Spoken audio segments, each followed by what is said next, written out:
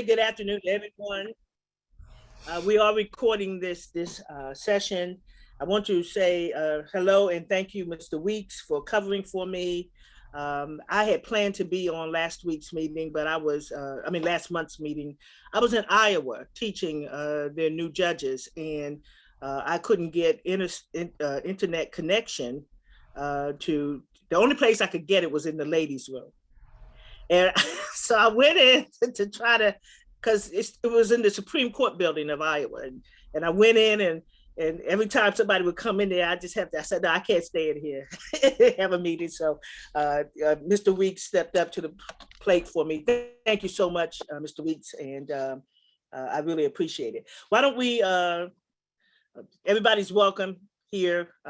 We have people on the phone. We have people who are observing from the public. And so welcome to the Circuit Advisory Board meeting for the month of September. And at this time, I'm going to ask our members if you would just do a brief introduction of yourselves. Who wants to start? I will start, Judge. Gordon Weeks. Oh, always a Weeks to do that. Okay. Gordon Weeks, Public Defender's Office. Nice to be here. Thank you for having me. All right. Next. Colonel David Holmes, Executive Director for Department of Law Enforcement, Broward County Sheriff's Office. Michael Bell, Community-Based Connection, Community Partner. Dallas Cowboys fan that we're in prayer for the session. Okay. All right. Judge Carlos Robolo, I'm a circuit court judge. I've been assigned to delinquency now for 9 years and a Giants fan. We ain't even talking about, you ain't even in the conversation. Good to see you, Judge Robolo. Next. Roosevelt Walters. Good afternoon, Mr. Walters. Hello, Phillips, DJJ Advisory Board. Good afternoon. I'm Valerie Wanza, Broward County Public Schools. Elder Geist, Faith Community.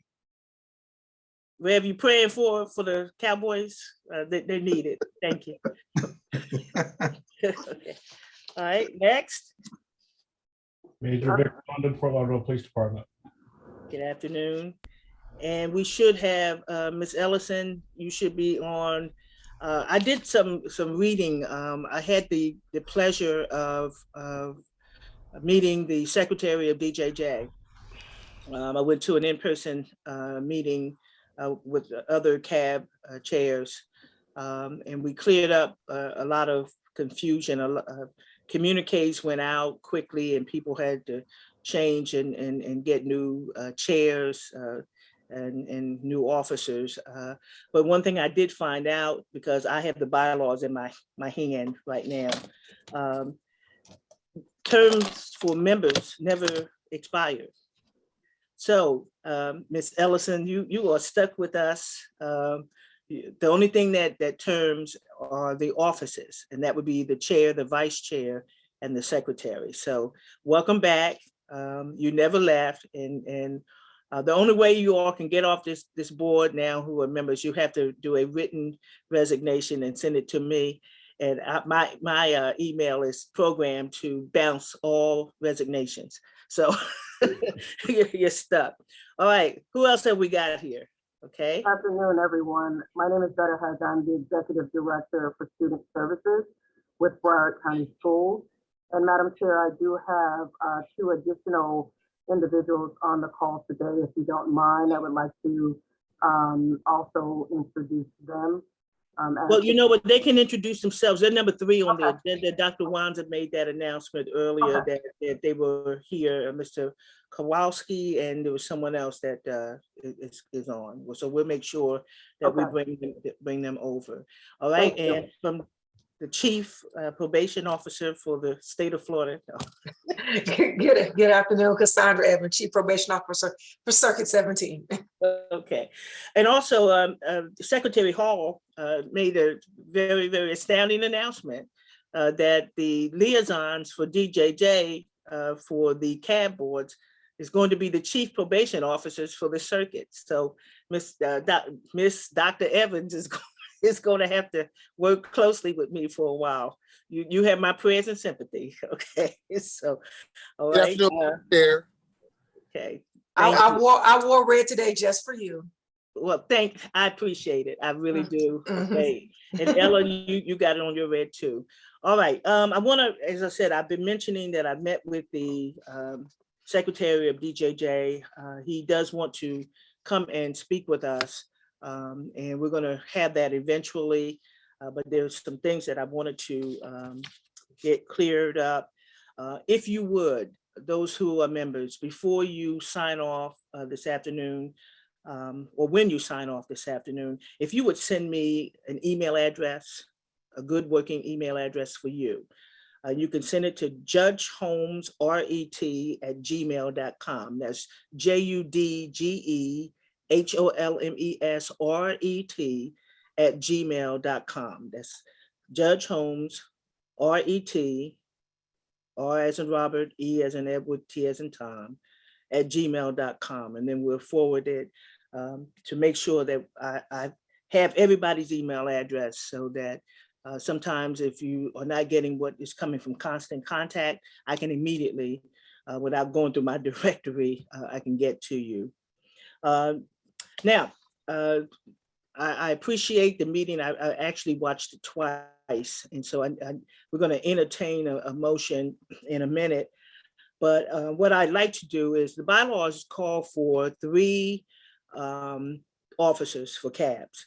One is the chair, and the other would be the vice chair and the secretary. And so we really need a vice chair. And so I'll entertain the vice chair. Madam Chair. Same duties as me, with the exception of certain appointments to be made. Yes. Madam Chair, Yes. if I may, You may. I would like to nominate the duly elected public defender, Mr. Gordon Weeks, as vice chair. Second. All right, there's a nomination for Mr. Gordon Weeks. It's been moved by President Marsha Ellison from the NAACP, seconded by Dr. Wanza of the Broward School Board. Are there any further nominations? All right. Most people ask if you accept, but if I'm not hearing you kicking and screaming, that silence is acquiescence. That's the Salinas case out of Texas. So, okay. Are there any further nominations? Going once, going twice? Is there a motion to close the nominations at this time? So move. I move that we close the nomination. All right. And there's a second. Who seconded? Second. All right. Nomination has been made to have the duly elected public defender of Broward County, Gordon Weeks, to become the vice chair of this cab board. All in favor signify by raising your hand. Any opposition? Anybody opposed? Seeing no hands. Anybody abstaining? All right, the motion carries unanimously. Congratulations, Mr. Weeks. You are the duly elected vice chair of this cab board. Okay, and I'll be getting with you to let you know those times that I have to go out of town and teach again. Okay, and what I'd like to do is, at this time, since Mr. Weeks is the duly elected vice chair of this committee, he made some appointments last meeting, set up a workshop. And so I'd like for the board to approve the workshop that is going to talk to us about the domestic violence, the work group that he set up. All in favor of that work group being constituted and doing some research on civil citation and domestic violence. All in favor, if you raise your hand by saying, signifying yes. Any opposition to that work group? Seeing no opposition, anybody abstaining? Okay, no abstentions, then that work group is duly constituted at this time, Mr. Weeks, and so we'll be getting a report from your work group momentarily. Also, it was brought up at the meeting with with Secretary Hall about the labor. And in the old days, I found out that DJJ would provide support staff for minutes and stuff like that, but we're in the electronic age. And so I'm thinking that because all the meetings that I've missed, and if I'm not sure of something, I go back on. All of our meetings have been posted, okay, and they're posted within the 7-day requirement, sometimes sooner than that, that the bylaws call for. So is there any objection to have, rather than have paper minutes, to just have the electronic minutes serve as the minutes for this CAB board? Would someone like to make that motion? Madam Chair, Yes.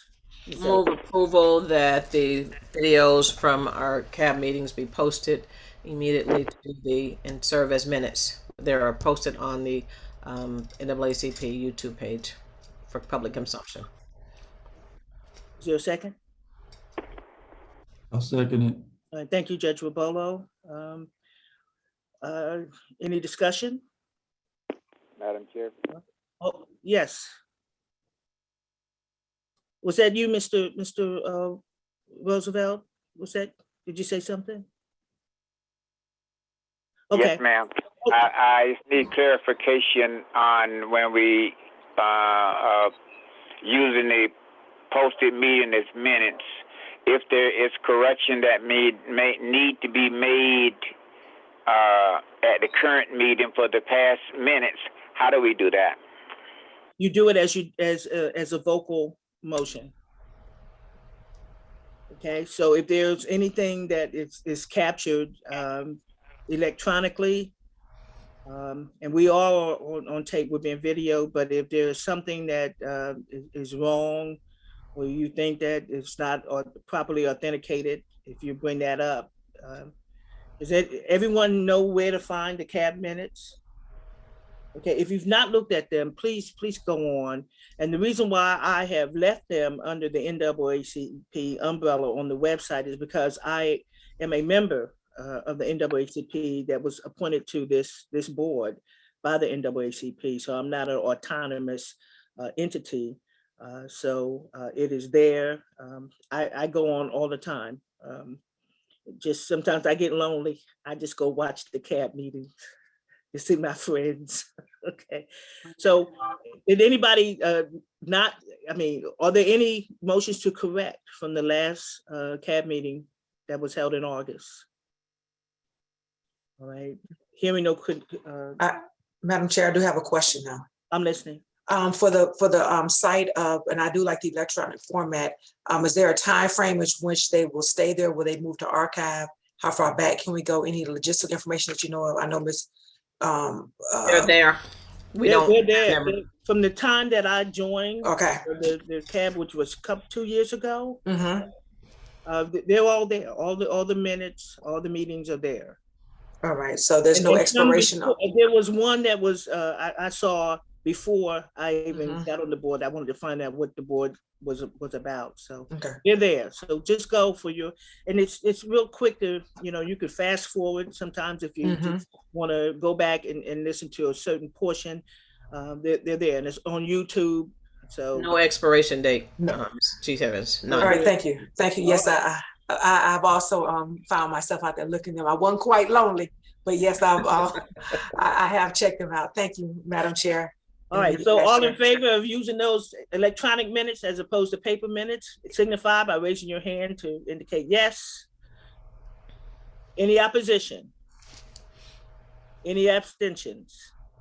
Hearing none, the motion carries. And so from now on and from the past, all of those minutes are reflective of what this board has done. We also need a secretary to post the minutes. Technically, we're supposed to have a nominations and elections committee. And I think later on, when it's time to elect a new chair and a vice chair and a new secretary, that we'll formulate that committee. I'll put a few of you on that committee. But I'd like to just volunteer somebody at this point, unless there's a burning desire. Anybody just want to be nominated, or you just want to volunteer as the secretary. But I'd like to have Marsha Ellison, since she's been posting, and as long as they're up within 7 days of this meeting, the public has access. We are a entity that is governed by sunshine also, as well as Florida Statute 112. So we Second. move timely. All right, there's a Second. second, okay. Any other nominations? All right, thank you for seconding that voluntold. Madam President of the NAACP, if you would be so kind as to stay on as our secretary. I promise not to burden you too much, but thank you. I need the help because I'm busy. Will you accept that? Yes. All right, thank you so much. All right, I'm just about finished with my 10 minutes, no term limits. I'll get your emails, and thank you, Chief Evans, for posting in the chat. You can get my email address, but I do need your email addresses. A lot of you are saying that you're not getting it, so I want to get it to the secretary so that she will make sure that everybody gets everything, and then in her absence, I can just go to and give you everything because I do want you all to have everything. All right, as the meeting starts, we always talk about the norms. Ask that your cell phones be placed on vibrate or off. Please raise your hands to be recognized. Please limit your comments to 3 minutes if you would, so that others can be recognized. Everybody has an opinion. Okay, you may agree or disagree with someone's position, but please be civil about it and respect their opinions and viewpoints, and address all other board members respectfully. I'm really gonna try with Mr. Obel in the Cowboys, but it ain't in me. So pray for me, Pastor Geis, so that I'll do the right thing in this meeting. Okay, all right. The promise reporting. At the last meeting, it came up about services, but what I'd like to do is kind of like skip over that for a minute and go to the school security, the wanding program that started. There were, Dr. Wanza, you mentioned that there were 4 schools. So last year they did 4 or 5 because one school got, added in the pilot. They did 4. Yeah, that was the school that called and said, because I went back and called watched that meeting. Right. Yeah, but that ain't necessarily random. That was my concern. Okay. Okay, and then I know that the protocols have started again this year. And Craig Kowalski, if you can move him over he's in the community side over to the panelist side. So he's the chief of the district special investigative unit. And he can obviously, give you from the safety, security, and emergency preparedness division what they are doing now, the process. There he is. And so as requested, Chief Kowalski is here. All right, Chief, good afternoon, sir.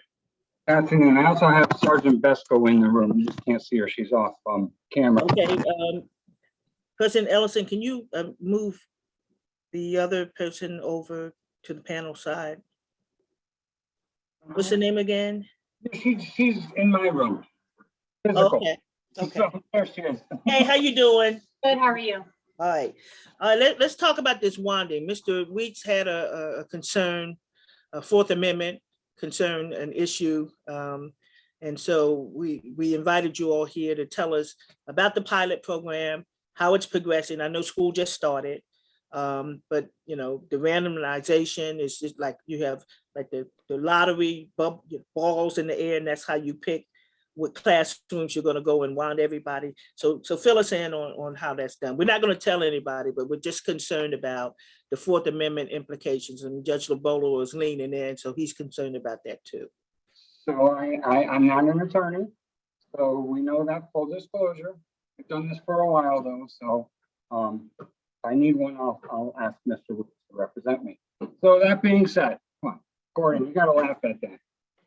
Not even paying attention. All right, so we are not doing the pilot program. We are on full implementation of the policy, which is random metal detection. We've done to date, as of today, we've done 33 schools this year. We started on August 25th. We do 3 a day, 5 days a week. We are going to cut that down probably next week. I'm thinking down to 3 days a week instead of 5 days a week, because we're coming back to the schools a second time. And I don't want to overburden the interruptions. So that being said, we have found items. They range from as everybody knows, it's the vape pens, pepper spray, stun guns. I don't think have we found any knives? No, we found a Chinese store and an airsoft. So Chinese Star airsoft gun, and the airsoft gun really looked like a weapon, so thank God it wasn't. So we are finding things. We're not getting negative feedback from the schools. We're getting positive feedback. I haven't heard of any complaints, and kids will be kids. You know, they joke and don't want to talk about how this is not legal, and we actually take the time. We go through the process. We talk about, you know, going to concerts, going to the airport, those sort of things, and how all our facilities are posted as far as when you enter in prominent places, the expectations of a visitor when they enter onto our campus, you expect to be possibly searched, right? But our program is limited to students. So we are only doing this in classrooms where the students are. So I'll give you an example how it works.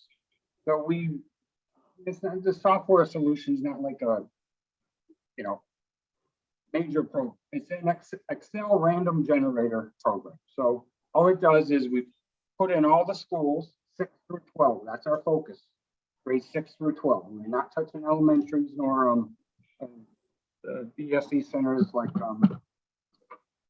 Bright Horizons and the Quest and things like that. So we're keeping the ESD student in mind when we're actually doing these searches. So it pulls from a list of, I think we have 76 in there, and that's the high schools and middle schools in the the combo schools. So we pull it.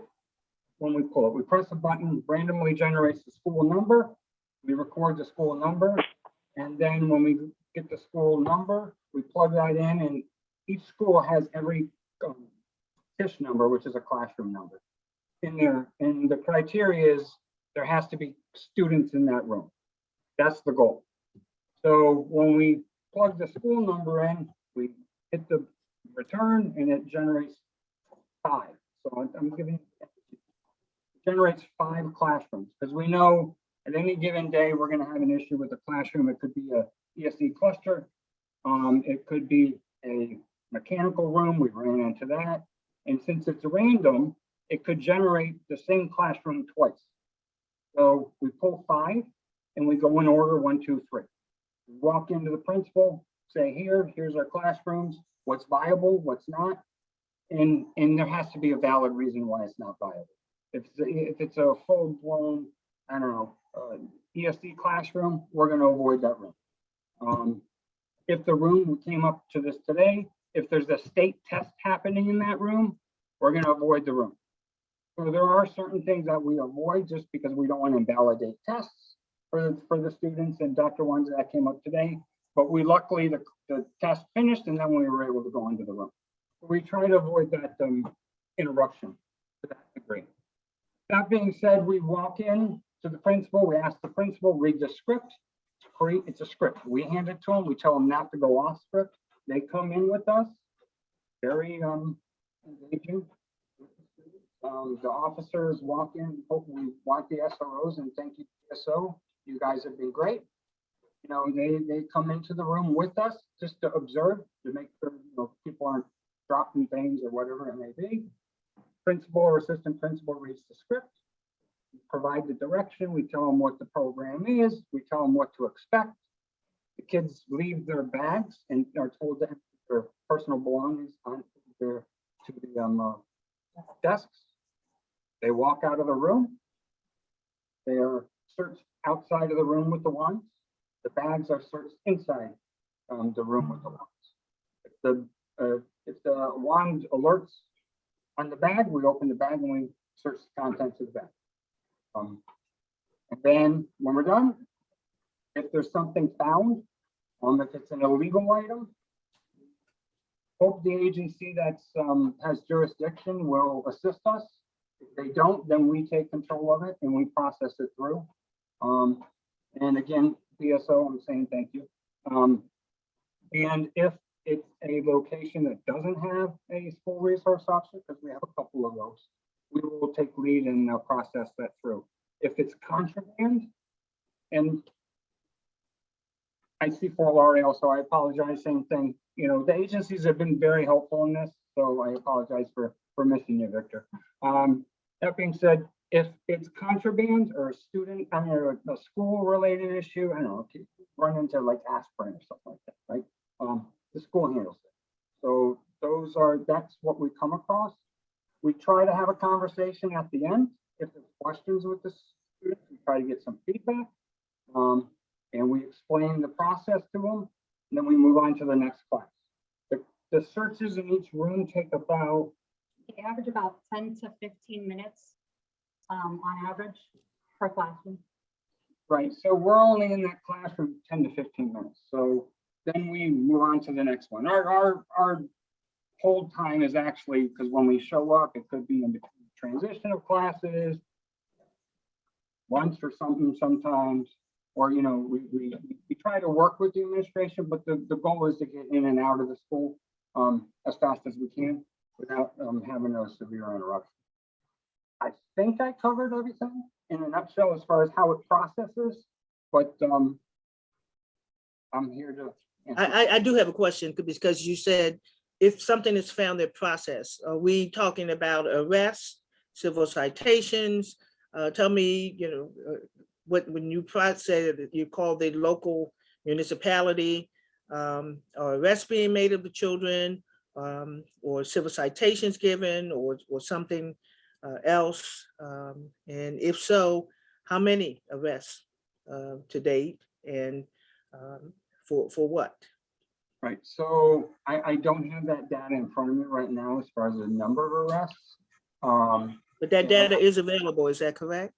We have the data, we have to break it down to that. So how it works is if I'm in Coconut Creek, and Coconut Creek typically arrest kids, guess what? Coconut Creek's gonna arrest. If we're in Fort Lauderdale, if they don't arrest and they do civil citation, it's gonna be a civil citation. So it's whatever jurisdiction we're in is gonna like take the lead. We haven't had an agency say they don't want to help or don't want to assist. So anything that was like illegal, and I didn't, for I think Northeast was one of them. When we find something that is an arrestable offense, and like what? During the pilot, Northeast. Right, with the taser at Northeast, they did a physical arrest during the pilot. That was after the fact.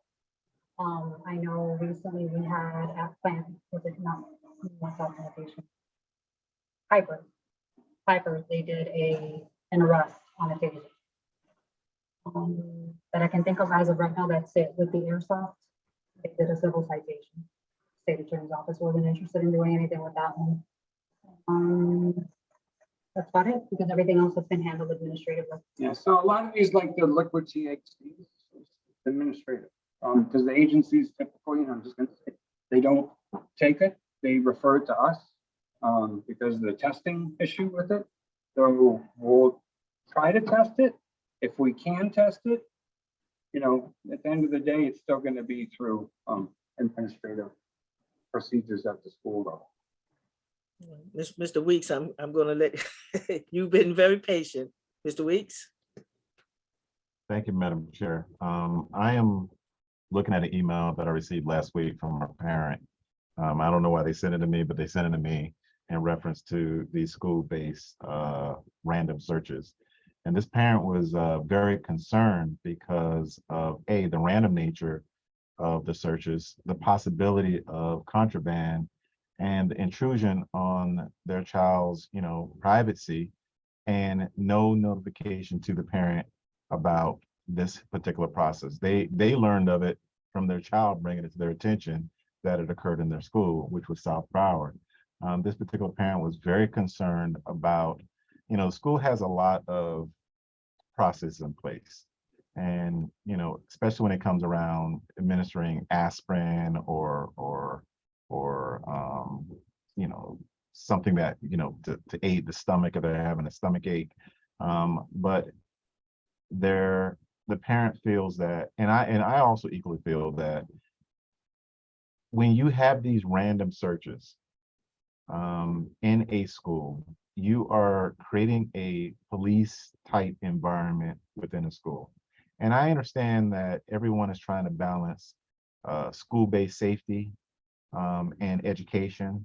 But you have to be very mindful of the fact that you are now introducing an element where police officers showing up at a school, basically commandeering the school and asking every child within the school to submit to an involuntary search, and have all of their book bag search as well.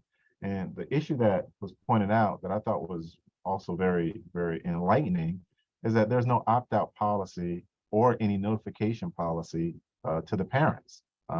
Every child has to be subjected to this. Now, whether you're finding contraband, which is contraband that leads to an unlawful issue, or you're finding contraband that leads to a school-based policy issue, I think we have to think about what we are sending and telling children and the environment that we are creating inside these schools. I am very, very concerned that over time, we're going to see an influx of cases coming from schools based on these randomized searches. And this is, some folks may laud that as, that's a great thing. We're catching it. We're catching it. And now those children are going to be held accountable. And other folks may look at it as, are we creating police states that are now entering into schools where we are, have a captive audience of children, and we're subjecting them to police intrusion. And I know the Fourth Amendment is a little bit different inside these school systems when they come from, principals and teachers, but it's also a little different when you introduce law enforcement officers to do it. And when you introduce law enforcement officers to do it, it becomes a little bit different. And although it may be random and everybody's subjected to it, you have some concerns about what we're doing with children. And this is children as young as elementary school and all the way through high school that we're talking about. And this parent. Can I clarify a point real quick? The law enforcement officers are actually not the ones that are conducting the searches or doing the wanding. It's actually civilian security personnel. Law enforcement officers are just there as a security feature in the event something is found. And to just kind of, just for security and safety reasons, they're not actually conducting the searches or doing any of the wanding. We're just standing by. I get that might not be neither here nor there, but just to kind of clear the air. We're not actually involved in any of it. We're actually in the hallways kind of engaging in the conversation and letting them ask us whatever they may have and kind of trying to ease the tension. So, I had concerns about it when I heard about the program. It's random that I got this email from a parent that also has concerns about it, but I know that a number of parents, I'm a parent that have children in school, and I have concerns about it because I know based on the sensitivity of that wand, you could have a ballpoint pen in your backpack that triggers on that wand, and every child's book bag will be subject to search because they all have ballpoint pens in their backpack. So is it really a random search, or are you just searching everybody's stuff that enters in the school that day? And the wand is just a facade in order to get into every child's backpack or every child's person. And that is a message that we're sending to children, that they are now subjected to police searches when they're in school. And there's a group of people that believe that is appropriate, and there's a group of people that believe in the Constitution and may not want to subject themselves to law enforcement searches merely because they are present. So I wanted to voice that. I wanted the CAB to hear about these issues, and this random email that I received is very appropriate because parents, me included, have a concern about our children being subjected to police searches without their consent or without even the parents' consent or involvement in that. And I just wanted to put that on the record. Thank you, Mr. Weeks. Ms. Ellison, your hand is up. Yes, I wanted to go back to the part where you're saying that. So tell me when you say school security, who's actually doing the wanding? So what happens is, and I'll tell you what the team is, we'll tell you what the team is comprised of, right? So we have security specialists, which are non-law enforcement people. Those are the people at the schools with the blue shirts that say security on it. Mm-hmm. There's 10 total. There's 10 total. So what they do is there's multiple in the outside area of the room. There's multiple in the room, right? So they actually they use the ones. The law enforcement. Police standing there in uniform. So, you know, that's really not great if you're a kid. Well, first of all, if the police are standing in uniform on me and I'm at my car, then I certainly have a concern. So, the fact that the police aren't actually doing it, it doesn't really work for me because the police are there making sure that the action happens. So what happens if a child is just not comfortable and they say, I just don't want you to search my bag? What would happen to a child in that case?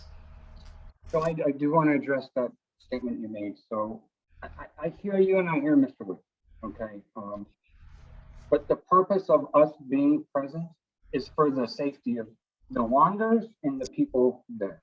Because if they do find a weapon, we're able to react quickly and deal with the issue at hand. That is the purpose. So all those other incidental things that they find, dates and things like that, that's unfortunate, but it has to be dealt with. And most of the way it's going to be dealt with at the school level. And they don't get arrested unless they find an actual weapon. So when you talk about the police presence, I hear you, but that's a safety thing for everybody involved, even the kids being there, being served. They tell me on the street, though, that everything they do what they do because of their safety. But what about my safety?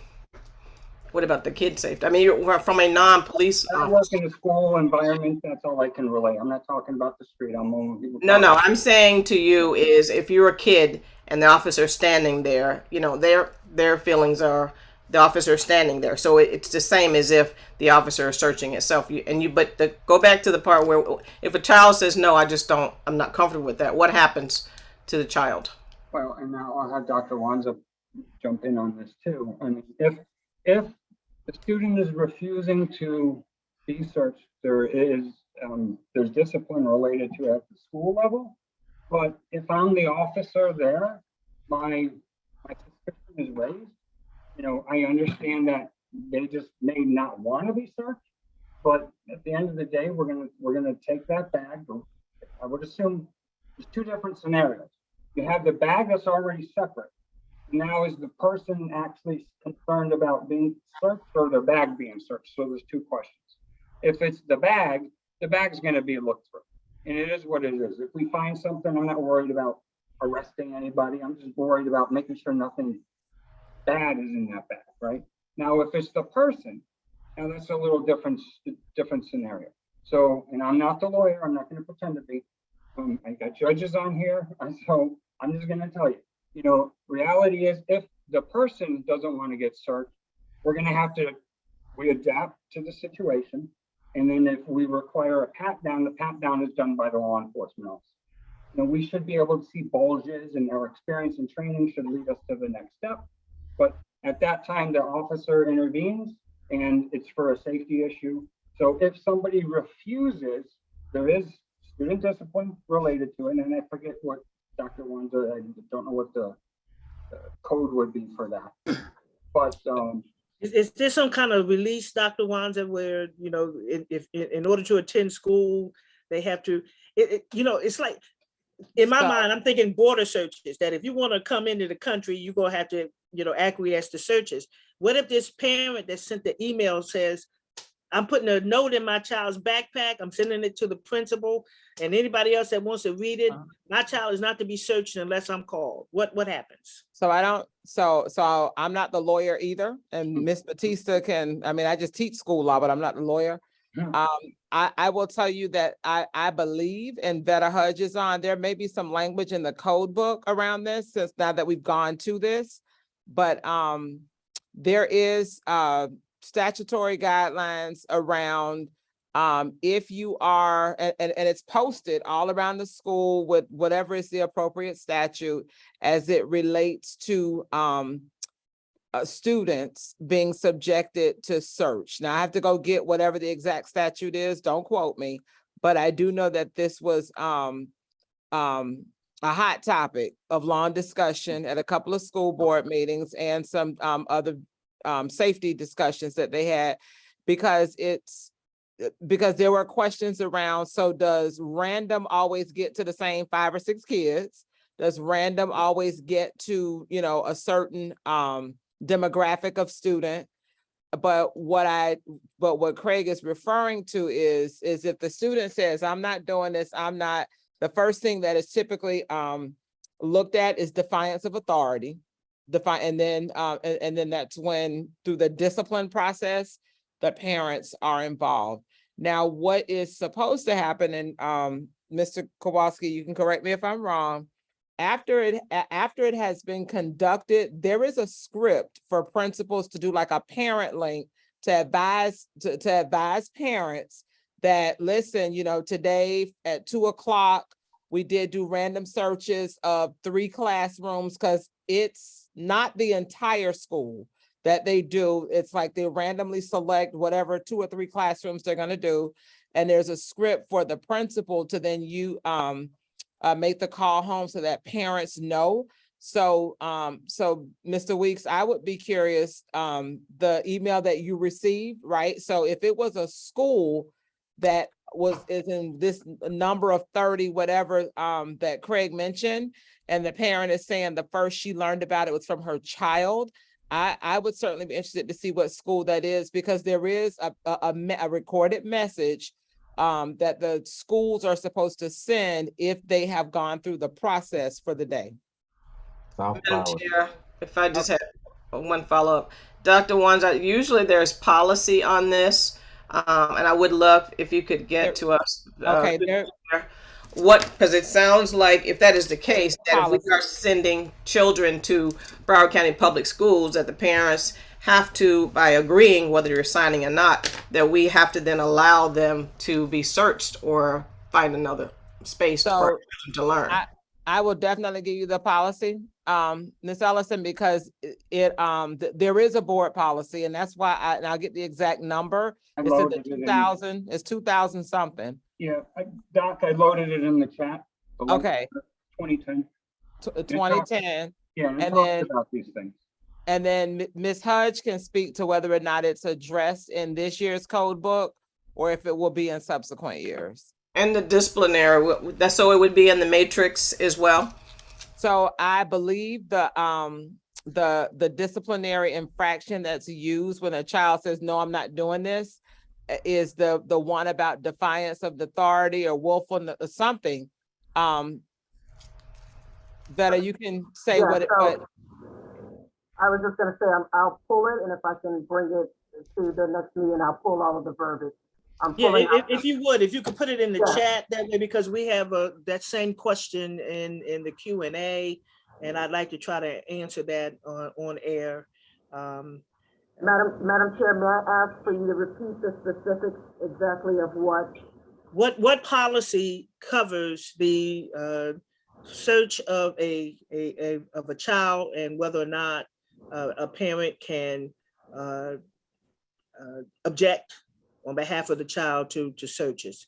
so I don't know that they can object, just outright object to searches. And I believe that that is covered in the code of conduct, but we'll get you the code of conduct. We'll get you the policy on wanding, as well as the statute. I guess that gives the school district authorization, permission, whatever is the right word legally, to conduct the random search. And so what I can do is I can upload the actual code of student conduct book. Madam Chair, is that your request? Well, you know, I think that code of conduct book is going to be too thick. If you can just give us where it's located. Okay. Because we have people listening in the public sphere environment that want to know where it's found. So if you could give us the policy, the statute, whatever covers the searches of students in the schools. Will do. Thank you. Okay. Now, I know that, Mr. Weeks, you know, under the Fourth Amendment, you're correct. There's a different standard about an expectation of privacy, but this raises another issue. And Judge Wabolo, you could remain silent. anything you say will be used against you. All right, Mr. Weeks, you had your hand up again. You know, that's exactly the point I wanted to point out, because I know there are folks listening that are not in the executive meeting. And I just wanted to be clear, you know, there are two forms of search. A school-based search is viewed as an administrative search, and there's different rules that govern those administrative searches.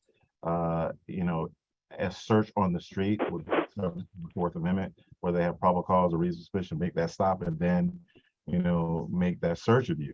For a school, they have to have a compelling governmental interest. And based on that compelling governmental interest, they have to have a very clearly identified plan and execute that search. And it cannot be a compelling governmental interest or a plan that's designed as a punitive measure. So they have to have reasons for putting these searches together. Some of the case law that is around this, you know, comes from specialty schools, where, you know, they will have randomized searches throughout the day in those schools based on issues that have come to the administrative attention.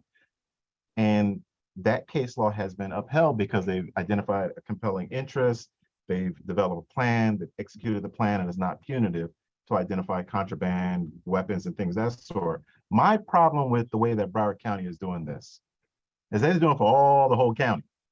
The whole county. Not a school, not a group of schools, not an area where they've identified an issue, but they've just said the entirety of Broward County, we have a compelling governmental interest to search every child randomly in Broward County. Now they have the second prong, they got a plan. They have a written plan, but do they have the first prong? And that is my concern. You may be a little too broad in the approach that they're trying to take. This has not been challenged in court yet, and I'm saying yet. But these are issues that we have to address, because there is going to be a child that's going to say, you can look at my back, but I don't want you touching my person. And what are you going to do? What are you going to do? Are you going to handcuff them and search them anyway? And those are the issues that are going to come up. There's going to be a child that's going to refuse your search, and you're going to search and you're going to find something. This is going to come into court. And then we're going to have to go through all these processes. You know, if you're going to do these things, you have to really look at the outcome. I understand that we are in a political environment where school safety is of very high importance, and it is of high importance to me as well, because I have children that attend school. But I do not believe that we need to be cutting these things so close to encroaching on constitutional principles and privacy issues with children, and creating police states within our schools that we have to you know, throw the baby out with the bathwater. And that seems like what we're trying to do here in Broward County. We are very, very broad with this approach. It's almost every school in Broward County. And Ms. Evans asked a very, very appropriate question. Does this apply to private schools? It does not. Does it apply to charter schools? I am not sure. It could, because they get public funds. So So public and charter schools are in the mix here. Private schools do whatever they want because they don't necessarily, but I don't know how that's going to work with getting the voucher money. So I tell you what, I'd like to, because we could talk all afternoon about this one issue, and we have a very aggressive agenda today. If we could just get those sections of the law and put it in the chat or email it to me, Judge Holmes, RET@gmail.com. I'll make sure it's disseminated to all of the board members, and then we can further discuss. And if we need you back, Mr. Kowalski, then we'll certainly invite you back. But I've got to move on because like I said, there's a lot of legalities going on here, and the lawyers are going to start talking, and we'll never move on to the next aspect of what we need to do. So I appreciate you all being here. Okay, but I would, Mr. Kowalski, I would love to get those statistics on the arrests and civil citation or other disciplinary measures to date based upon the wanding and what's been found. Okay, so if you could get that to me, and I'll make sure it's disseminated to our board. And I'll just, Dr. Wanza, I'll just bother you to get them back here if we have some questions, but it's difficult to frame questions when you don't see the data. Okay, so I'd love to see the data and then we can work off of that and then frame our questions from that. So Mr. Kowalski, thank you, and the other. May I just say? No, I gotta move on. You know, when I give lawyers and people. But We gotta move on, Mr. Kowalski. I gotta run this meeting. And we set aside 15 minutes for this, and then we've gone way over that. And we've got other matters that are important. So thank you so very much. Let's go back to promise and promise reporting. Ms. Hudge, I think you were gonna handle that. The question from the last meeting was, since elementary school students don't get civil citations, but they need services, are they getting it? And how are we quantifying or making sure that they're getting the services? So Madam Chair, I will just say to the group that, first of all, I want to just bring to everyone's attention that we have gone through some changes in staffing over in student services. So I wanted to just bring to your attention that we have a task assigned director now over diversity and school climate. The task assigned person's name is Ms. Jody Washington. It's task assigned effectively. And then the other person's name is Fareed Khan, who is going to be the task assigned assistant director over discipline. So with that, Madam Chair, what I would ask if you would allow me to get that information to you very soon, but I've been kind of dealing with the transition of staffing on my side, so I will get that information to you as soon as I can get it by the end of this week, if that is okay with you and the board. Okay, I don't ever have a problem, but the longer we kind of let stuff fester and be out there, you know, but I have a cast iron memory. I'll remember to bother people and get that information.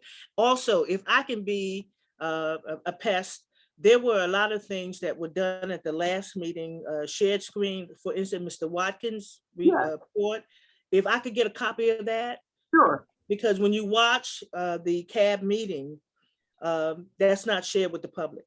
The public doesn't see that on the CAB meeting. So I'd like to have that in case there's a public request for what was on the shared screen. The same with you, Chief Evans. I think you put up you found something on your computer. I'll go back.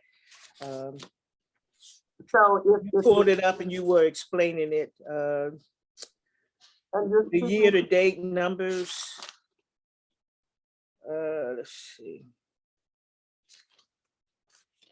You and Ms. Gaynor were talking about it. The civil citation public dashboard, you got Madam Chair.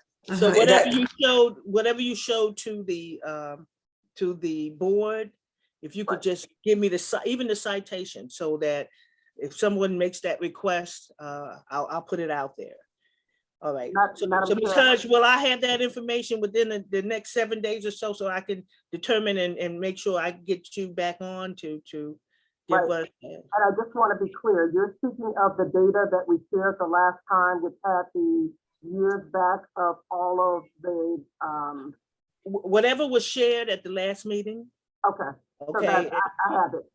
Okay, because I was looking closely and I said, okay, it doesn't come up for the public. So when you screen share, it does not record what's on the screen. Okay, not a problem. Okay. I can share that with you. Okay, all right. So we'll table that, but that will be on the next agenda. And you're saying that I need to invite Ms. Washington and Mr. Khan also? That is correct, Madam Chair. Okay, but we're still gonna have you on the participant screen. Yes, ma'am. In case they get nervous. I'm sorry? That affect our people. Say it again? I said, in case they get nervous, you'll be able to pick up. No, I'll be here. Dr. Wanza has informed me that she's emailed me the information we need, and I'll get that to the board right after this meeting, I promise, because I don't want to go to my email and then miss something else. So let's go to the civil citation program in general. Okay, the memorandums of understanding. I want to couple that with missed opportunities in the civil citation. I don't see Ms. Mashala. Has she signed in? Okay. She is not. Okay. Well, I got a report earlier today, but I got to be honest with you. I was doing teaching of materials, and so I didn't read them, but I did get it this morning. So Ms. Gaynor and Chief Evans, thank you. What you all should have, if you have not received it, I will make sure I forward it to you, is the monthly report for August 2022 for the Juvenile Predisposition Services Program. You also should get a monthly report for the Juvenile Services Program that has the JPS program release and the reasons they've been released.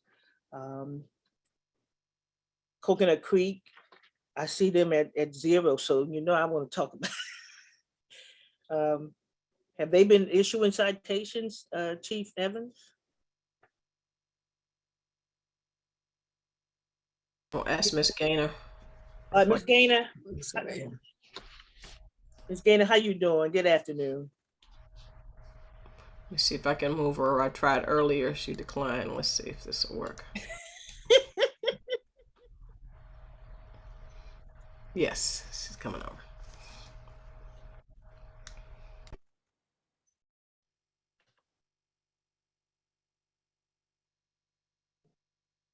Hey, good afternoon. All right, good afternoon, Ms. Gaynor. How you doing? I'm fine, and you? Not bad. Let's talk. Let's talk. Okay. So we did have the meeting with with Coconut Creek. We talked a little bit about their concerns. Since we had that meeting, which was about a couple of months ago, I believe it was July, we have not received a citation. And if you see for the fiscal year, which is our fiscal year, which is October through September, they have referred 8 youth. So they are issuing civil citations or no? They are issuing. They have some internal limitations which they have not budged on, but so they're still arresting kids for loitering and prowling. So they are arresting for a couple of things, including any batteries that involve more than 2 mutual combatants. I can't say that they have. I'm not sure if Coconut Creek was on there last month, but I do have the August report, and they do not have a missed opportunity on that report. And also, they do not have a missed opportunity. Well, they do. They have one missed opportunity on the July report. Okay, what was that for? Was that for the loitering and prowling? It was for a misdemeanor drug violation. So they did issue a citation for that in July. If it sure will, I'll go ahead and I'll cover the missed opportunity data for both July and August. That'll be, yes, please. Okay, so for the month of July, there was actually only one missed opportunity, and it was that misdemeanor drug offense from Coconut Creek. And then for the month of August, there were 3 missed opportunities, and they were from Sunrise, Miramar, and I have one for BSO. Uh-oh, Colonel Holmes, where you at? Okay, don't go nowhere, Colonel Holmes. I think, yeah, Colonel Holmes, I think he's ready for that one, but what we have them for are I'm coming to you, Colonel Holmes. Can you tell me what Sunrise missed? Sunrise missed a misdemeanor obstruction of justice. And then for Miramar, it was an assault. That's normally running away from the police. That's an 843 offense. Keep it a false name. All right, okay, obstruction, okay. What did Miramar miss? Miramar, there was an assault and battery. And then what I have for BSO on the report we were provided is a misdemeanor drug violation. That's probably a joint. Yeah. Madam Chair, hello, board members.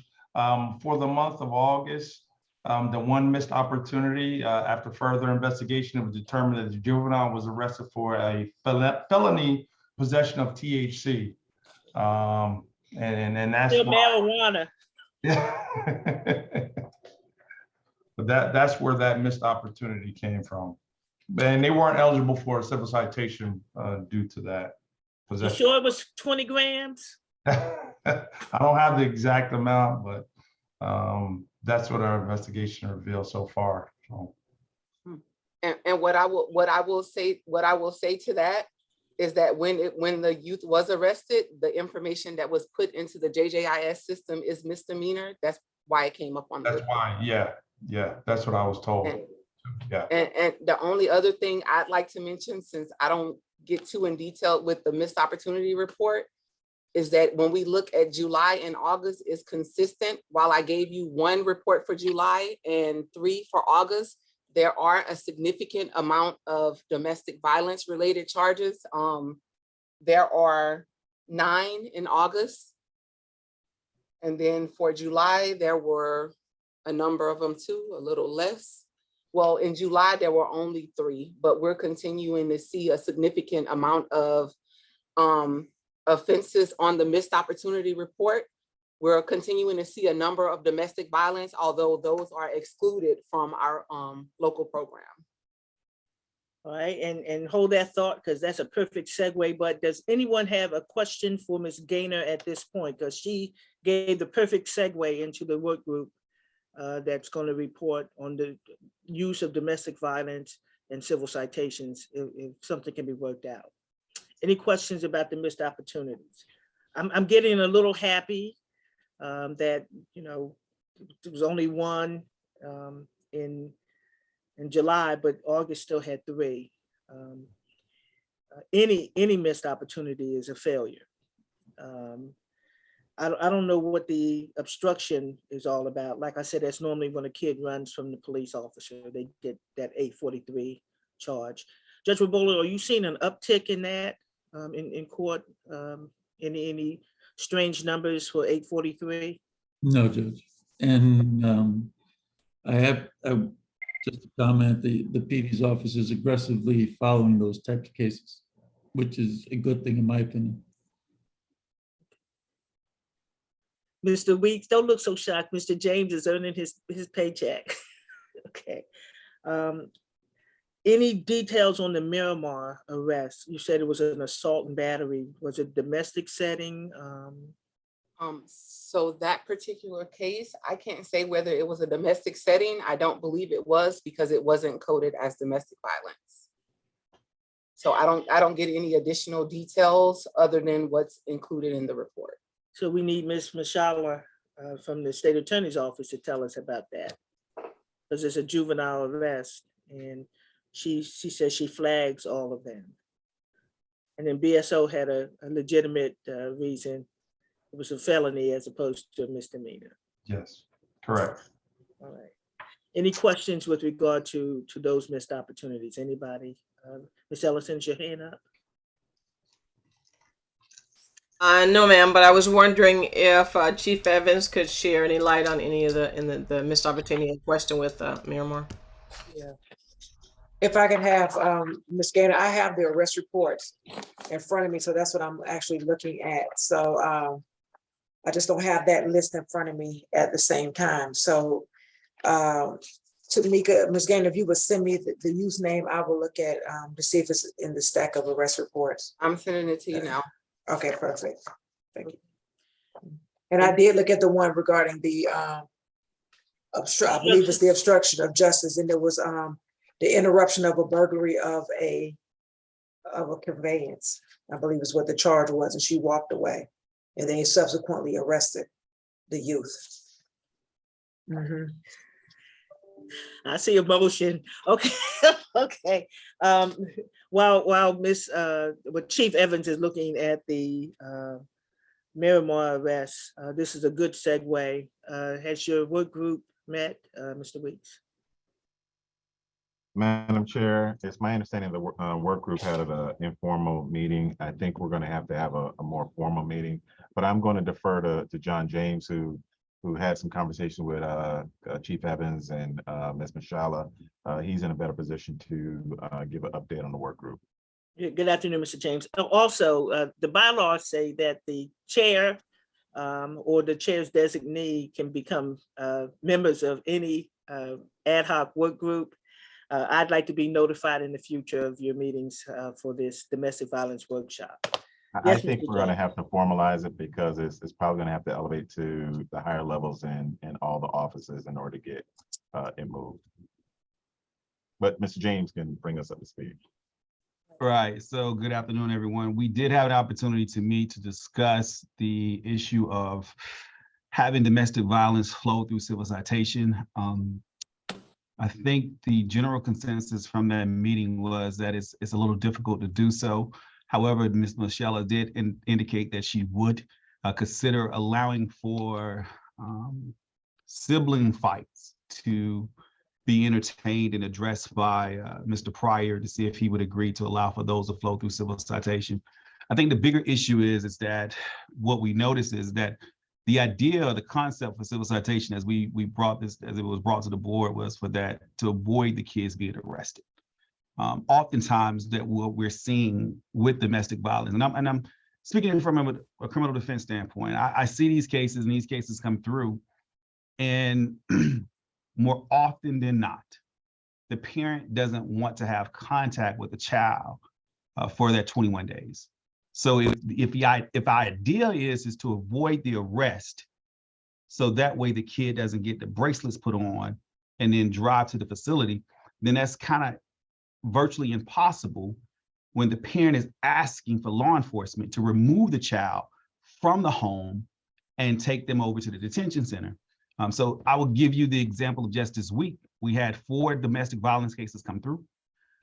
Only one of them, I believe, was the parent agreed to pick up the child. In fact, I'm sorry, I'm wrong. Not one, none. 2 kids are currently in respite. Well, that's going to be the other issue I want to address. And then the other 2 children, a family member and a relative agreed to pick them up. So you have this situation where the children are not allowed to return home.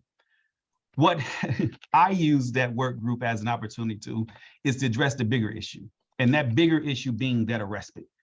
We have absolutely, positively no respite beds available in this county, which is alarming because at the rate that we see domestic violence, and even through this work group by civil citation, that we just look at the numbers of civil citation and how that number of misdemeanor offenses that happen throughout the course of the month is that of DV. The numbers have always been 9, 10, 15, 13, here or there. So on average, we have about anywhere between 10 to 13 kids being arrested for domestic violence offenses throughout any given month. And then those kids being subject to being held in secure detention for 21 days because there's no respite bed available. But yet the conversation is, will in fact the respite beds be used when there's not a number to track regarding domestic violence? Well, there is a number to track. The number is very clear, is that they come through monthly. Just this week, 4 along, and we just talking about the day is Wednesday. So not to mention what we will see come tomorrow or Friday. So there's a dire need for us to be looking at respite beds, and how do we find a way to have that funded and become the stronger topic. Then I do understand the need for civil citation with domestic violence. I'm hoping that the state attorney will consider doing it for siblings. However, the bigger issue for us, the more alarming issue, is to not allow the department to use the detention center that we're advocating for them to build a new one. We're really asking that not be used as a way to house these children when there's a domestic violence issue and they can't return home. Could you describe what respite is and how it's used in the juvenile system? Because I know what you're talking about. I know some of the folks on the line know what you're talking about. Just so the general public can understand what is a respite bed as opposed to holding the child in secure detention. Right. So the word in terms of respite is essentially bed of relief. The way that it's defined under 948 is something other than non-secure detention where a child may reside for a period of time. Right.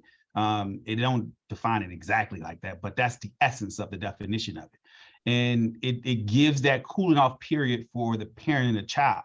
And so respite is used largely in domestic violence issues where it separates that parent and the child for a time period to give them opportunity to, I guess, for lack of a better phrase, miss each other, but give them that time frame. So that's why we use respite. Mr. James, the problem I have, and I'm not speaking for the judges, but I'm speaking having been a judge on the weekends when you have to you do the shelter hearings and then you do everything else juvenile, and I can't tell you how many times mothers have come to court and said, I don't want this kid in my house. You try to talk to them, ma'am, it's your kid. This is, I'm trying to save my other children. This one is gone. This one is lost. A judge, doesn't really have that kind of discretion. I know you said you don't want to use the jack beds for to house them, but what else is a judge going to do, especially if they score and there's somebody from DJJ making a recommendation to hold them? I mean, isn't there something in the statute? Is there something in the statute? I mean, our job is not only to talk about these things, but it's to advise the secretary of DJJ of possibilities of statutory changes. And not only just the secretary, we got legislators too that go to Tallahassee. And we need to inform them of these problems. But is that something that a judge can overrule? I mean, I've overruled, the recommendations. I can't tell you how many times. Sometimes I could cajole and talk the parent down and say, let them come home. And then I kind of threaten the kid and say, if your mama calls me, I'm coming to the house and you don't want to have to deal with me. You don't want no smoke. You don't want none of this. But, every judge is not going to do that. So, I mean, is it something that can a judge can say or do? Because if you don't have a place, you don't have a house to house the children, they're going to use what's available. And that's JAC. Correct. And Judge, I don't disagree with you with the fact that the court has to use what's available, but that has become the question is, are we only allowing for the detention center to be available because for a funding purpose, no one wants to fund a respite facility because there's fear that the beds wouldn't be used. But I think based on the data, they will be, right? So, and I'm gonna be honest with you, Judge, this is probably a topic where my limited knowledge regarding it is small in the sense because I don't know who funds it. I'm assuming the legislators somehow, this is because it's stated in the statute that respite should be made available, right? So if in fact we stated in 948, I'm assuming it's gotta be a state issue. I'm not asking a judge to securely detain a child or to not provide that cooling off period for the for the parent and the child. That's something that's clear. I think that's going to have to happen. As soon as the parent says that they're in fear of their safety and don't want to pick up the child, in fact, the court has to then set that case down for a 48-hour review to review it on a 48-hour basis to determine whether or not that parent is amenable now to having contact with that child. I don't want that to change. I understand the need for that. I think the problem with it is that because that kid doesn't score based on how the system is defined for juvenile detention, that child doesn't score secure detention. That child just scores to be outright released. You have the issue with the parent that doesn't want to pick them up, fine. So now the question is that should the child should be sent to respite, but because there's no respite available here in Broward County, we don't have it. Now, we do have another work group being formed. Judge Williams spearheaded that I believe that meeting is set for September 22nd to address the issue of respite. I'm hoping that we can get some members from the community or some members from the county. Even Ms. Evans, I think you're going to be on that meeting. Somebody that may know a little bit more than me regarding funding to be on that meeting to say what suggestions should be. I know we had in our work group some conversations regarding suggestions of what can happen. I would love for those things to come on board, but I think I would love for this community board to shift the focus from civil citation with domestic violence to then now, how do we help deal with this respite issue in our county? We don't want to shift. We can handle both. We can look. We're not going to trade problems. If we see a problem, we should try to handle the problem rather than because that's normally what happens when you start shifting focus. You forget. But there's a couple of hands up before, so they may have something to ask you, Mr. James. Stand by. Ms. Gaynor, your hand went up first. Ms. Ellison, your hand is next. Okay. Ms. Gaynor? Yes. One of the things that I was going to say about the domestic violence respite is that I think when I started in civil citation in 2015, once I looked at the data somewhere around the beginning of January 2016, I actually we presented to the CSB. Cassandra, Ms. Evans is a part of that. And we talked about it on that board, and the county made a commitment to fund respite specifically for domestic violence. At that time, domestic violence was absolutely 1/3 of the county's missed opportunities. And I believe, I'm gonna tag my partner in, but I believe Covenant House was funded for at least 3 years. Broward County provided that funding. Unfortunately, it was underutilized. The contract was renewed, but there were still some challenges with that because of the location of Covenant House. Also, although it's domestic violence and the parents are saying, I don't necessarily want the child to come home, I don't want them on the beach. Covenant House is it's not a lockdown facility. It's kind of, you come in, you go out as you please. So that was some of the challenges. And even now, I was notified yesterday that there's going to be an emergency meeting I received an invite for regarding that resource. So I think we do need to look at respite in the county, but we're also going to have to be more creative because, again, the county did fund that respite specifically for this population, and it was underutilized. So we're really going to have to get creative. I think we're going to have to, in our subcommittee meeting, we talked about bringing in some of the dependency stakeholders. I think we're absolutely going to have to do that, but we're going to have to be creative with how we try to acquire respite. Ms. Ellison and then Colonel Holmes. Thank you, Madam Chair. I was going to ask Chief Evans, can you tell us where we are with respite now, as in funding or beds available or facilities available? What does that picture look like? Yes, yes, Ms. Ellison. So currently, as of 9/14, Broward County will have one respite program that is geared to serve children under the age of 18 and involved in the criminal justice system, DJJ. That one program is through Lutheran Services, and known here as Lippman Shelter. They have a total operational capacity of 20 youth. Due to staffing woes that is being experienced by all social service agencies, they're only able to operate at a capacity of 12. That facility currently sits within the city of Oakland Park. When it was zoned and licensed many, many years ago, it was that of, and it still is, a sin-fin shelter. They have restrictions as to the type of clientele who can be accepted.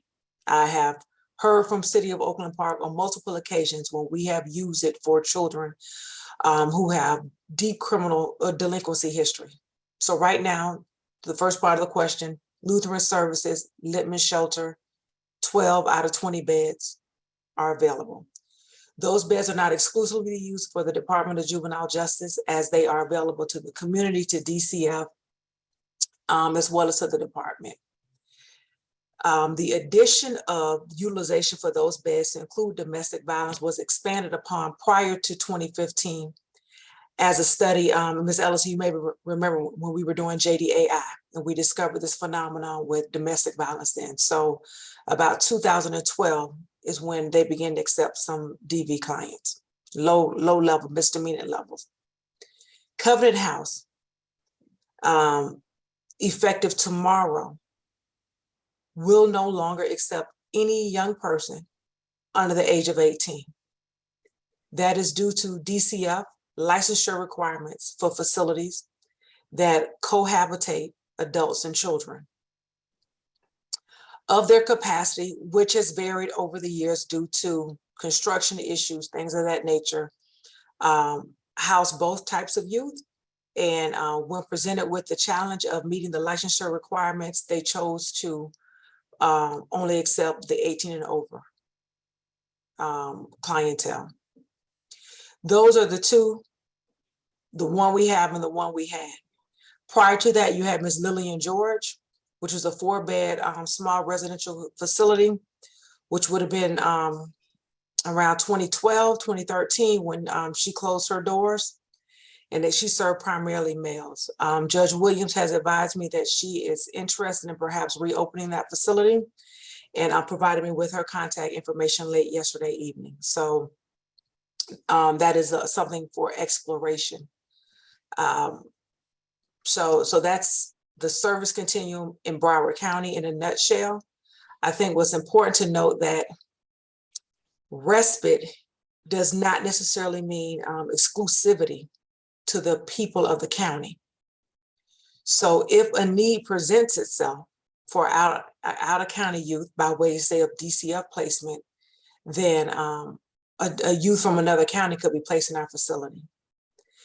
To the south of us, in Miami-Dade, Miami Bridge has recently been taken over by Lutheran Services, but they are currently only accepting DCF clients. And so thus far, Madam Secretary of this board, that's what I know about capacity, and that I learned of just late last Thursday. So hopefully I'll answer your questions. If not, then please let me know. So we got 12 beds for respite in the whole entire county. We got 1.5 million people in this county, and we don't know how many of those are youth, but I would hazard to say at least half of them are under the age of 18, because people had babies during the pandemic too. So, Madam Secretary, any further questions regarding?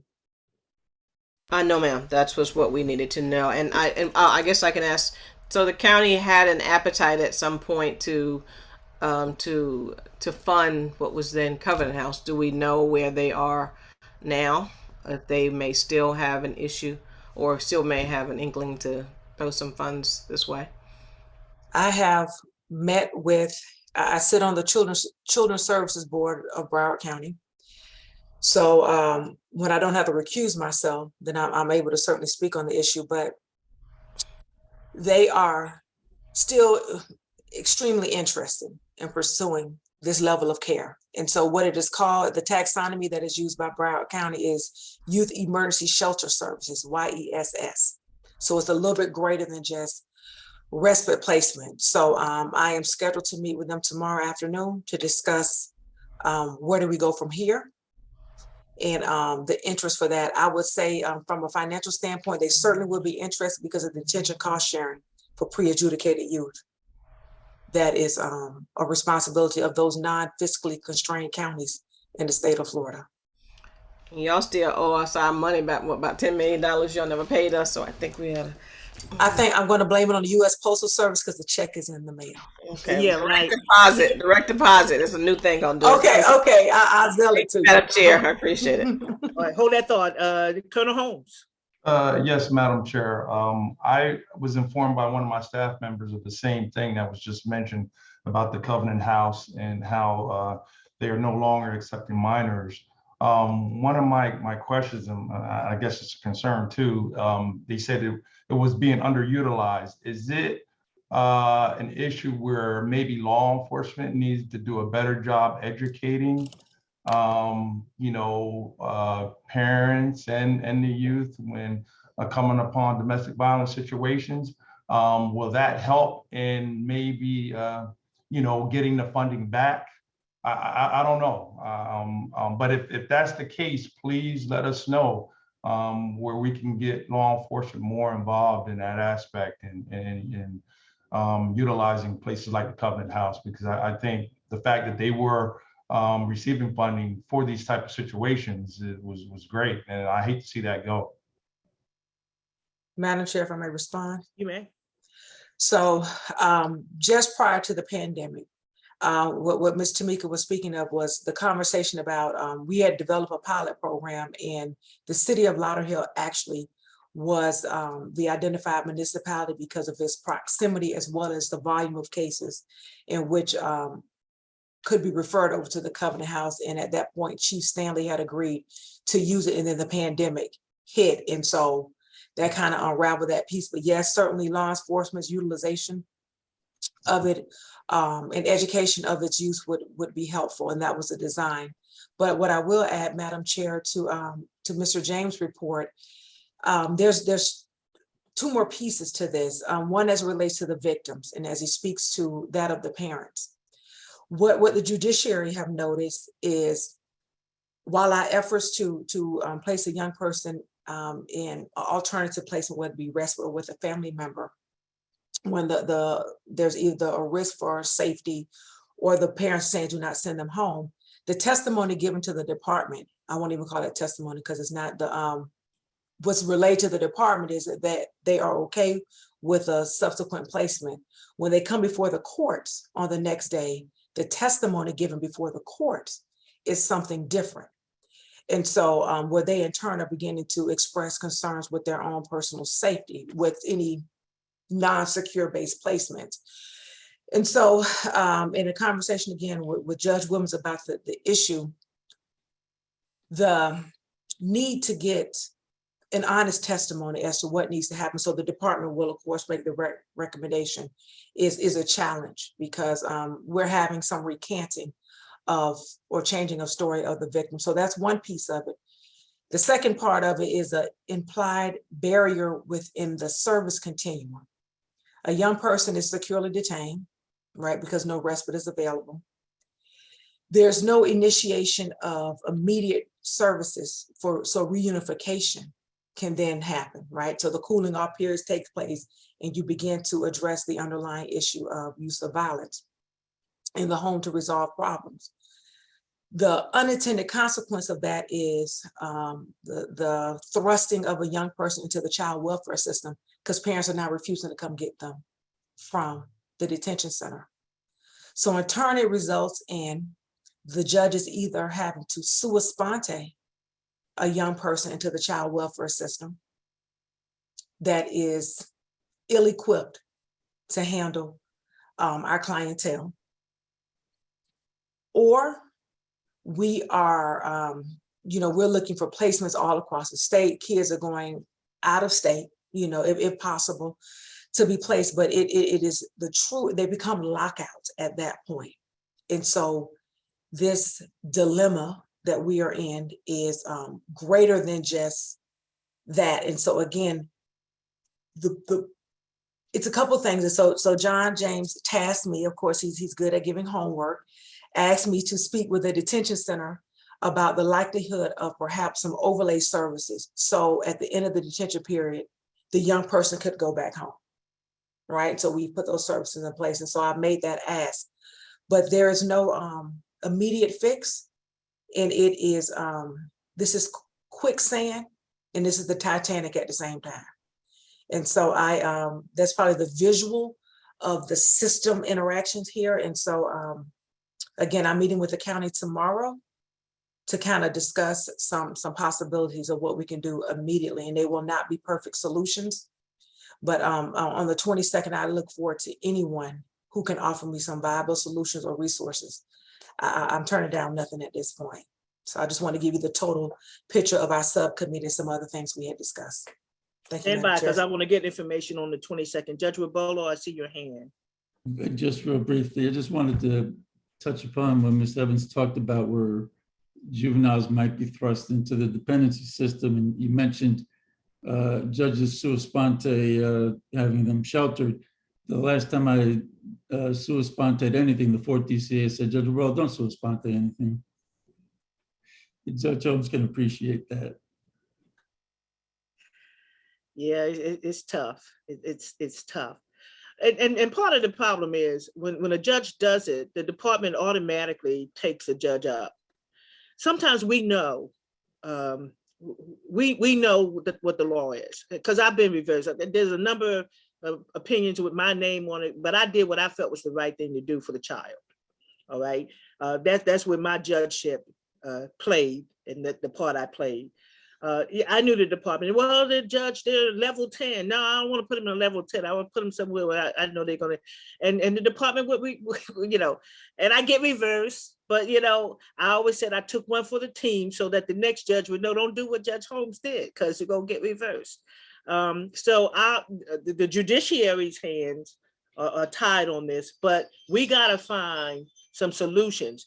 And that's why a lot of the juveniles are spending time in detention, because there's no place else for them to go. And the parents, look, Mr. James, it's not unheard of. I've had parents to bring their children to courtroom 4750 and say, I can't do nothing with them. And they left them in the court with me. I had to call them. But I tell you what, the kids were glad to go home, and they didn't do what they did to get to court with me. You know, so, but, you know, judges don't have the, you know, I shouldn't say they don't have the time. Some don't make the time. They just want to move their cases and go to the next. But when a child is involved, it's all hands on deck. So we're gonna try to get that information. But somebody, please, if you will put it in the chat, because I'm getting questions about the 22nd. Mr. James, you put the APB out for us to show up. So give us the information. Email it to me. You know my email address is judgeholmesret@gmail.com, and that way I can always email the participants on this advisory board. And we're certainly going to, you know, we're sharing, because none of us has the total solution by ourselves.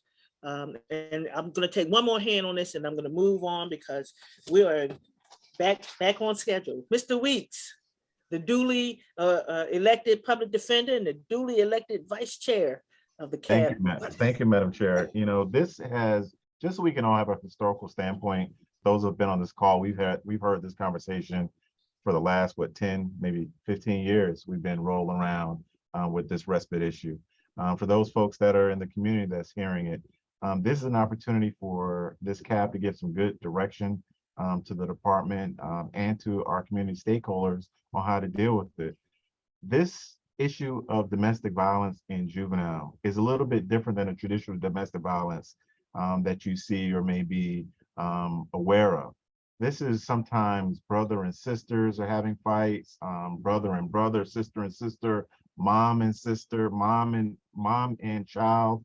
And there's a lot of dynamics going on there, and frustrations with parents and where they see their children.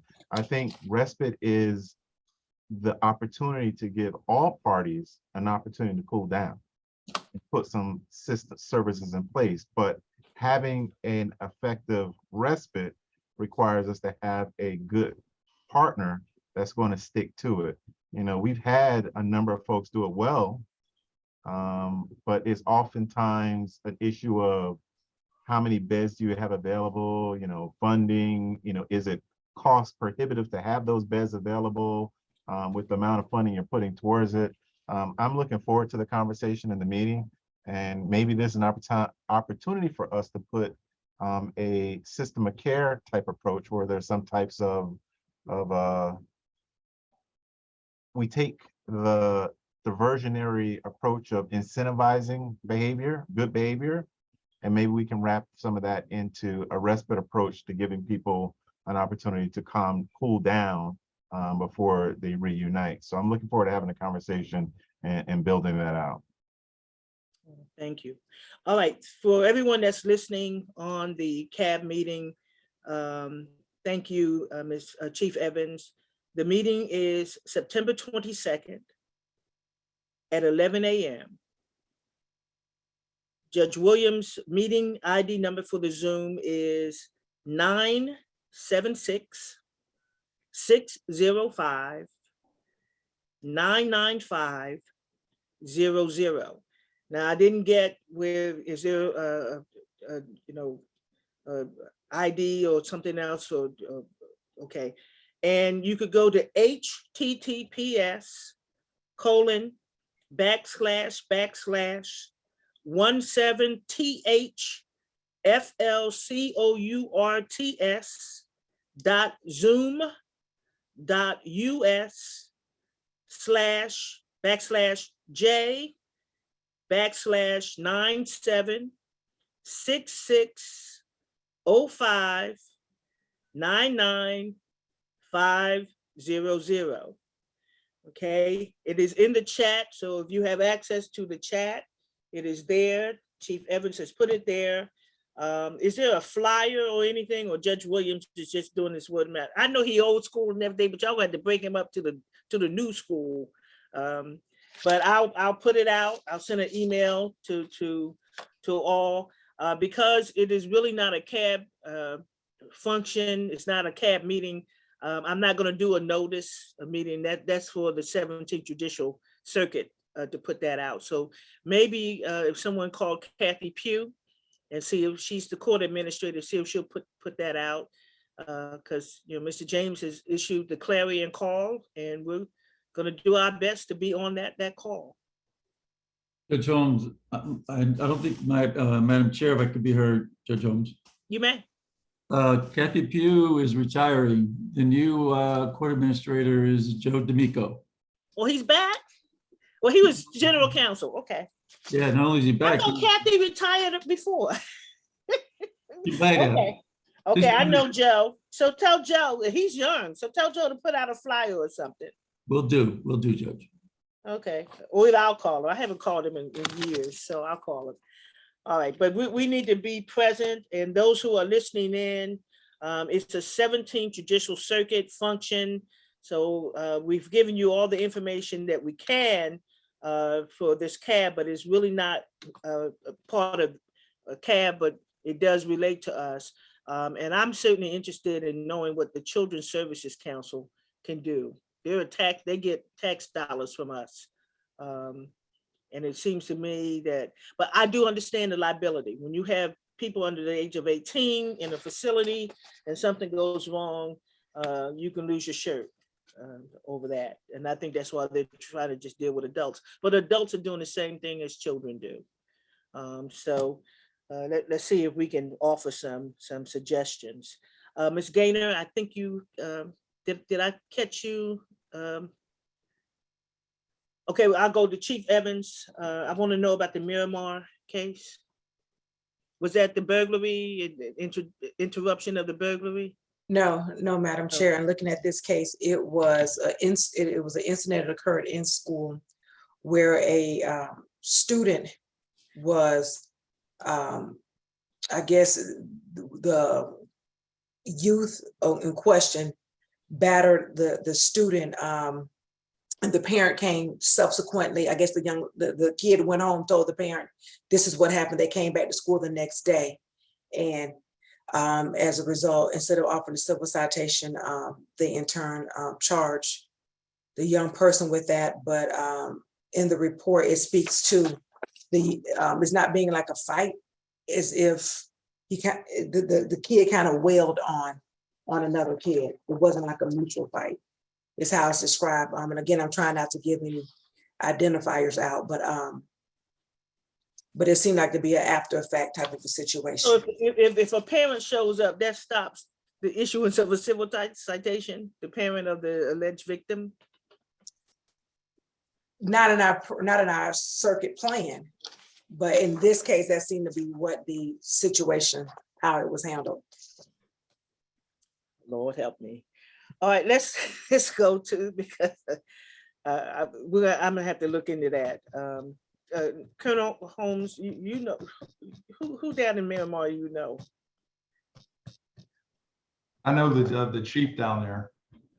Yeah, I'd like an introduction or something, you know, so that, you know, this makes no sense. Oh, Because if civil citation can be overridden because somebody, you know, wants it, the whole point of it is not to arrest the child. That's the bottom line of what we've been trying to get to.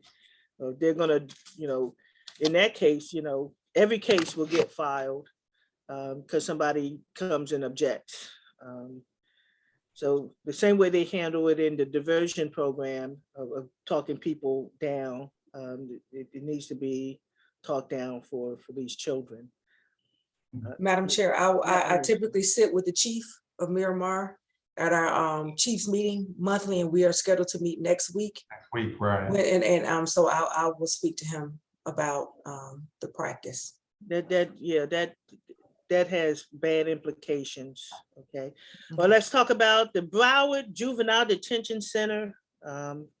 We need to update how many people with COVID or monkeypox. Yeah, I mean, you got to put that in the equation now because folks are getting it, and babies. There were 4 children that had monkeypox.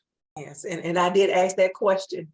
Yeah. When I did ask. So 2 things, according as tasked by Mr. Weeks last month, I did advise our detention branch of the desire to have a representative present at these meetings, and that was completed. Do we have who do we have representing the division? The one and only. You? Your chief is here. Yes. Oh, the chief. Put the chief on. Put the chief on. I am the chief. The chief, your liaison is here for you. I thought it was somebody else. You didn't speak up last month and said I'm the one. I'm one of the same. Madam Chair, she's not the superintendent. That's what we need, the superintendent. No, but I did. If you give me that name, I'm gonna call personally and invite him to our meeting. Him or her. I will provide you with this contact information, Major Rosello. But I just want to let the record reflect that I did complete the action item.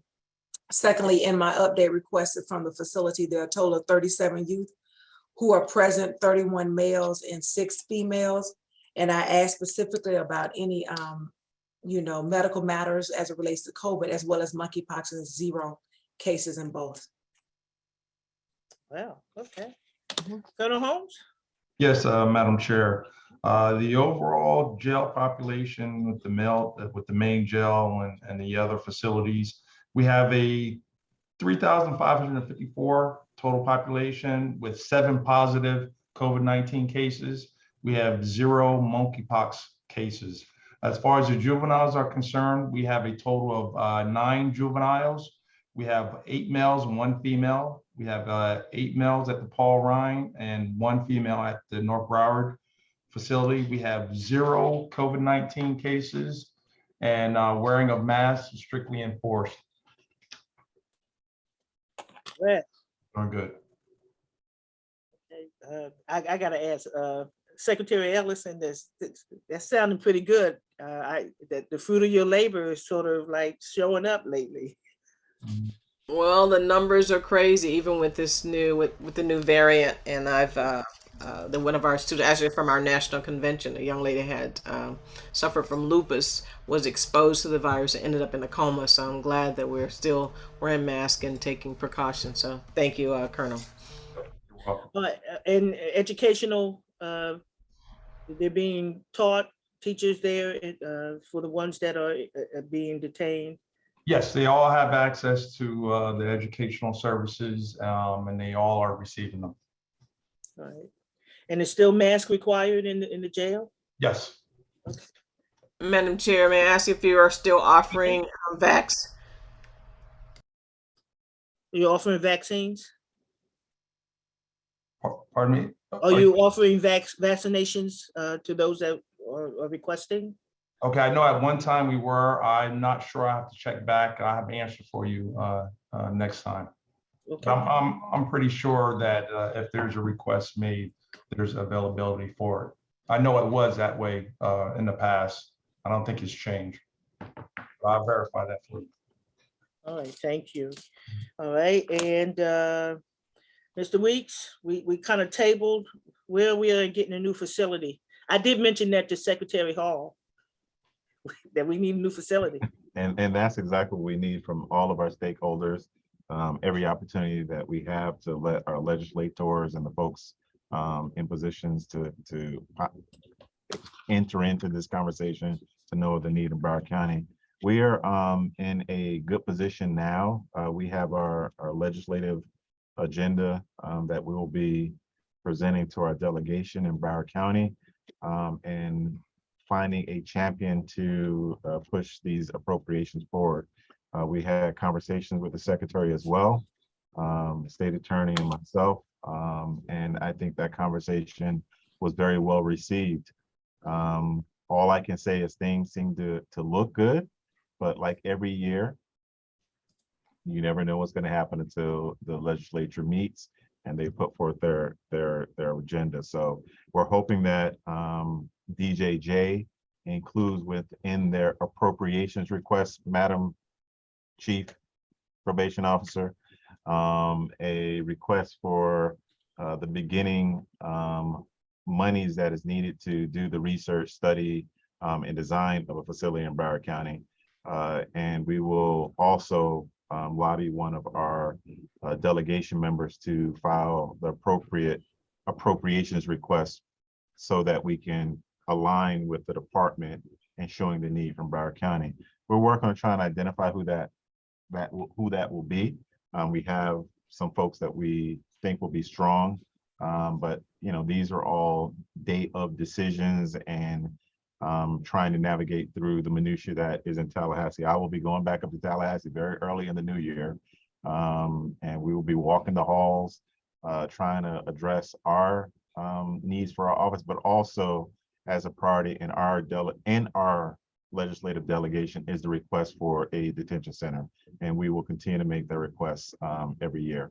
I believe the state attorney will be up there as well, and I think without having to speak on his behalf, he's represented to me that is also a priority for him, and he's going to be also navigating his waters on his side to try to get some support for this through Tallahassee. So it'd be nice to have him on this cab advisory, somebody, I'm just saying, okay, but he can get it to Tallahassee. But let's segue into your legislative update. We've got about 12 minutes left.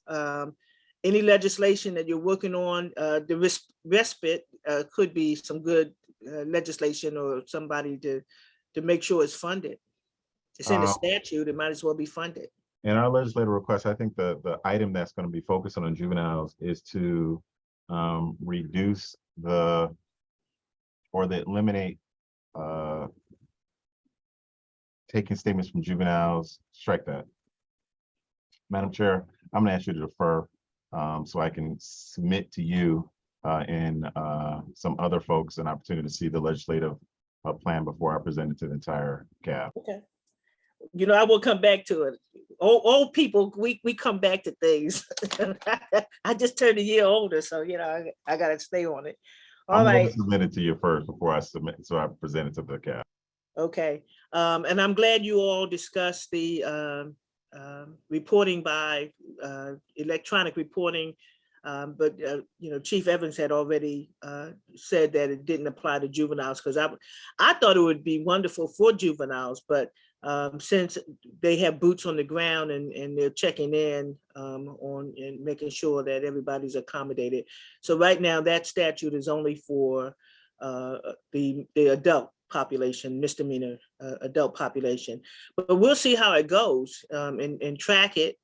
And if it looks like it'll work, there are some juveniles that have to work, and so what better, while they're putting the fries in the fryer at McDonald's, holding up the phone saying, I'm reporting, I'm here, I'm working.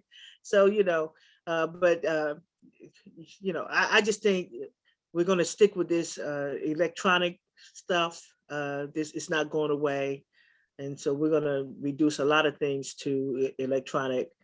And then we have my friend from the city of Fort Lauderdale. Did y'all slip up and have a juvenile come through?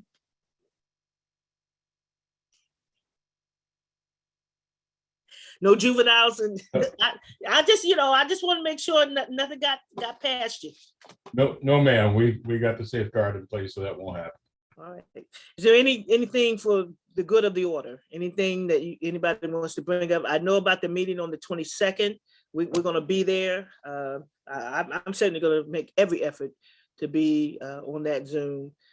Judge Williams may not let me through and let me talk, but I'm certainly going to be there. And I can always be in the chat. So I have no problems with that.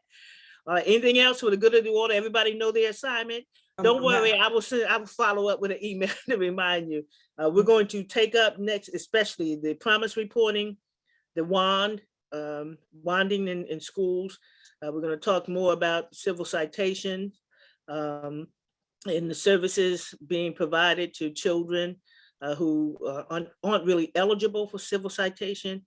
I'd like to know what the discipline is, what they do, since the statute has changed that anybody under the age of 7 or 6 years old and below should not be arrested. But the statute does have a loophole in it.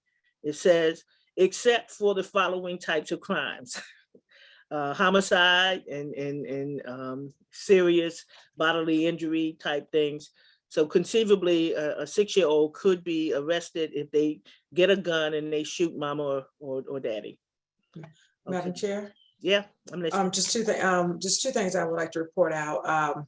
You want good or more challenges first? What do you want? Tell me what you got. We got 8 minutes. I feel Okay. good. All right. So let's again, dates and times on calendars, if you will put on. So in spite of all things that's going on, the Department of Juvenile Justice Circuit 17 Probation is still hosting its workshops about every 6 weeks or so to again, help our young people and our families do better, right? So again, the first one was Know the Law with the state attorney. Second one was Know Your Rights. The third one that's coming up will be on Monday, September 23rd, and we specifically pick days when kids are not in school. We call these Education Never End workshops. It's going to be Know Your Resources. So now that you've identified, young people who have needs and begin to bring that to the surface, you now need to offer folks the needed services. So we will have a room full of resources that are dedicated to work with young people in the system on the 23rd from 11 to 4 o'clock at the Margate Library.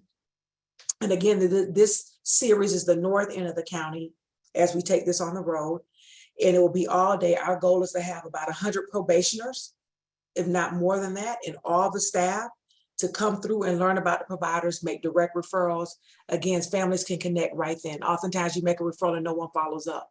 So this will be a direct connect opportunity. So I just want to let you know that event is forthcoming, and I will certainly send you the flyer for that event.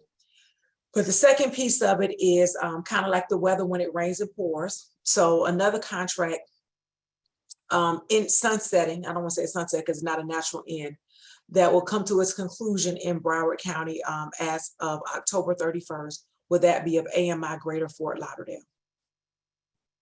So again, I don't want you to hear it through the grapevine. It's best that I tell this team and this board what is going on in the community. And so I believe on Saturday they had a board meeting, and in turn they have advised everyone of that. So we will be working on transitioning of those young people and what will it look like in Broward County going forth with that level of care. I just want to let everyone know that every judicial circuit does not have a day treatment program, what used to be known as a level 2. That's not statewide. So, Palm Beach doesn't have it, but Dade County did. So what will it look at in the South Region? Wait a minute, what happened to all this talk about funding for mental health and stuff? Isn't that part of the Stoneman Douglas report? It is in the it is in that report about mental health and some other things that come out, system of care. Absolutely. Absolutely. So without delving into so they talk a good talk and then they cut a program. So this program is not a mental health program though. This one is not. But they provide some of those services though. Some in an overlay capacity. They are a very tailored alternative school. It's probably a better way of summarizing, with overlay of what we call BHA services, behavioral health services. So they're not strictly, not like a Fort Lauderdale behavioral health, which is truly completely mental health, but I do understand the point being made. And so what I can share is that the contract was amended and the selection of the programs was not that of the department, it was that of the actual provider.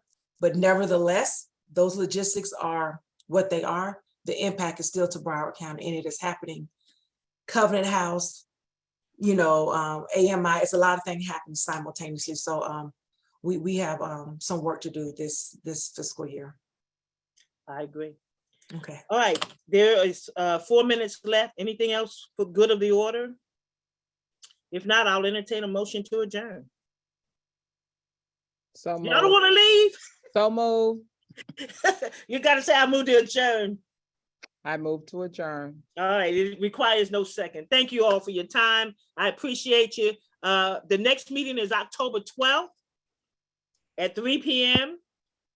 And our duly elected vice chair is going to chair that meeting for me. I'll call you, Gordon. I got big shoes to fill. No, you know what? I was able to take care of all my Florida obligations. I got other judges to go in and teach things. It's the national thing that is, I have difficulty finding people, and I had agreed to these things before the pandemic. Judge, I have to follow up on Madam President, then I got to follow you. That's some big old shoes to fill, but I'm gonna try. Stop. All right, you all have a good evening. Ella, did I miss you? You said something? Ella had a birthday. Everybody say happy birthday to Ella. Happy birthday. Happy birthday.